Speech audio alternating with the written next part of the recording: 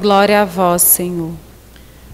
Queridos irmãos e irmãs, então hoje nós celebramos a Natividade de Nossa Senhora. Esta festa nos remonta a algo importante, que é a compreensão da ação de Deus na história humana. Quando a gente olha o Antigo Testamento, os profetas e todos apontam para uma realidade. Desde a desobediência de Adão e Eva, o Senhor então vai preparando o seu povo para enviar o seu próprio filho. O nascimento de Maria então inaugura uma nova fase.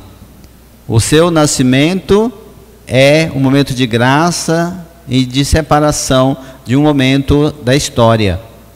Porque o nosso Deus vai se encarnar na história humana. Quando a gente olha o fato da anunciação, a gente pensa assim, mas parece que é aquele momento. E Maria respondeu sim, não. Ela também já compreendia a história da salvação, que Deus foi preparando o seu povo para aquele momento. Os seus pais não poderiam ter filhos, e ela então dá à luz a Virgem Maria preservada do pecado original. Então o seu nascimento se torna um momento importante da história da salvação. Portanto, Deus se encarna nesta história humana e divina de cada um de nós. E aí nós ouvimos na primeira leitura de hoje, falando que esta cidade que parecia abandonada, se torna então fonte de salvação para toda a humanidade. Mostra que muitas vezes não é a grandeza de um lugar ou de um espaço. Deus age no mundo e na história pessoal de cada um de nós. Deus não olha a grandeza humana, mas olha o coração de cada um de nós, ou seja, a nossa disposição em acolhê-lo e servir.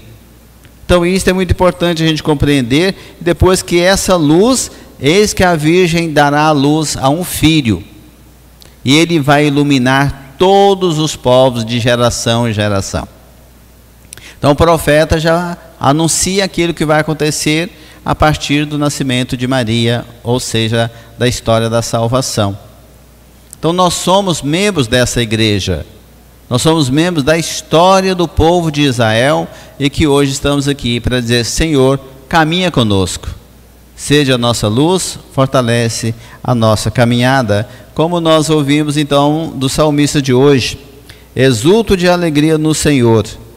Então o que está falando? É a exultação aqui, é ação de graças, é louvor, pelo próprio nascimento da Virgem Maria. A graça de Deus veio habitar no mundo, e Maria acolhe então essa mensagem do amor, e essa mensagem da paz, e diz o salmista que a voz do Senhor e este amor, confia ao vosso amor, meu coração por vosso auxílio rejubile. Então o nosso júbilo está na presença de Deus, de habitar e compreender que Deus tem uma ação na vida de cada um de nós. A segunda leitura de São Paulo aos Romanos diz que Deus nos predestinou para a salvação. Ou Deus nos confiou a salvação, desde os antepassados, e continua até hoje renovando essa aliança de amor e fidelidade. E diz assim que este amor nós somos em Cristo a imagem do vosso Filho.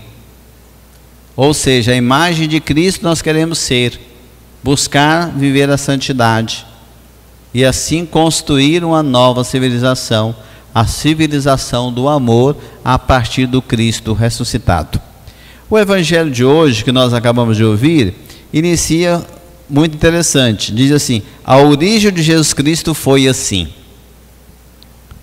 E aqui o evangelho mais longo tem todas as gerações, desde Adão e Eva até o nascimento de Maria, para mostrar que Deus age na história de cada um de nós.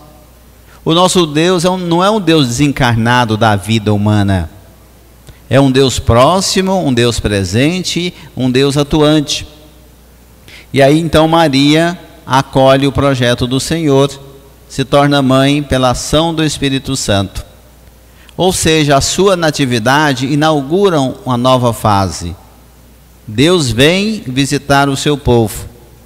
Ele está no meio de nós.